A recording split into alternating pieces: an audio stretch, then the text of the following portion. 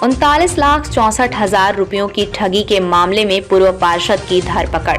पूर्व पार्षद अनिल भोज ने बचत योजनाओं के सदस्यों से की थी ठगी। सूरत शहर में बचत योजना में लोगों से निवेश कराने के बाद उन्हें भुगतान करने के बजाय निवेशकों से 39,64,000 रुपयों की ठगी करने के मामले में चौक बाजार पुलिस ने पूर्व पार्षद अनिल कांजी भोज की धरपकड़ की है। पुलिस ने बताया कि वेड रोड बहुचर नगर मकान नंबर 127 में रहने वाले कांजी भाई वालजी भाई भोज वर्षों से एक बचत योजना चला रहे थे, जिसमें लोगों को सदस्य बनाकर हर महीने पैसे निवेश कराकर मैच्योरिटी पर अच्छा रिटर्न देते थे। कांजी भाई अपने बेटे अनिल भोज और अरविंद के साथ भाग्य लक्ष्मी और लक्ष्मी पूजन बचत योजना शुरू की थी, जिसमें 500 और 1,000 रुपए भरकर सदस्य बनाकर 30 से 40 महीने के बाद राशि वापस करनी थी। इस बीच 20 जनवरी 2017 को कांजी भाई की मृत्यु हो गई। कांजी भाई की मृत्यु के बाद दोनों भाई अपने कार्यालय में बैठते थे और योजना जारी रखी। हालांकि योजना पूरी होने के बाद उन्होंने पैसे वापस करने के बजाय वादे किए। बहुचर नगर में रहने वाले बिल्डर हर्षद राठौड़ और 30 अन्य सदस्यों के कुल 39,64,000 रुपए वापस नहीं लौटने पर पीड़ितों ने पूर्व पार्षद अनिल भोज और उसके भाई अरविंद के खिलाफ कतारगाम पुलिस थाने में अर्जियां की थीं। उसके आधार पर चौक बाजार पुलिस थाने में दोनों भाइयों के खिलाफ धोखाधड़ी की शिकायत दर्ज की गई थी।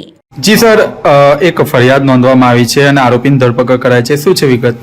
ચોક બજાર પોલીસ સ્ટેશનમાં ગત તારીખના રોજ ફરિયાદી શ્રીઓની ફરિયાદ મુજબ સૌપ્રથમ પ્રાથમિક અરજીની તપાસ કરતા ગુનાની મંજૂરી એસઓપી મુજબ આવતા ગત તારીખ ચોક બજાર પોલીસ સ્ટેશનમાં આઈપીસી કલમ 406, 420 અને જીપીઆઈડીની કલમ મુજબ ગુનો રજીસ્ટર કરવામાં આવેલ છે, જેમાં અનિલભાઈ ભોજ અને અરવિંદભાઈ ભોજની ધોરણસર અટક કરવામાં આવેલ છે।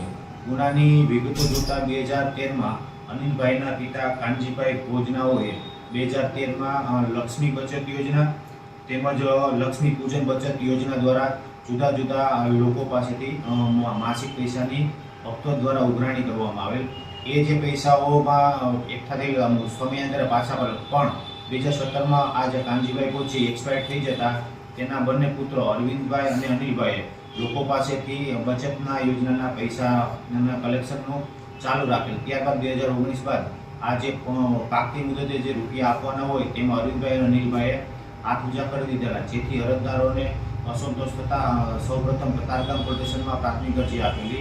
ત્યારબાદ એ વિસ્તાર ચોક બજારમાં ટ્રાન્સફર થતા એસઓપી મુજબ તપાસ કરતા મહેરબાન સીપી સાહેબનાઓની સૂચનાથી ગુનો દાખલ કરવામાં આવે છે અને આરોપીને અટક કરીને આગળની તજવીજ ચાલુ છે।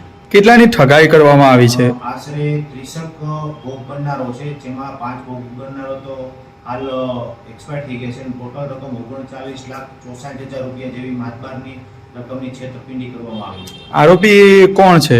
આરોપીમાં એક અનિલભાઈ જે છે એ પૂર્વ કોર્પોરેટર છે અને અરવિંદભાઈ છે એ કોર્પોરેશનમાં નોકરી કરે છે।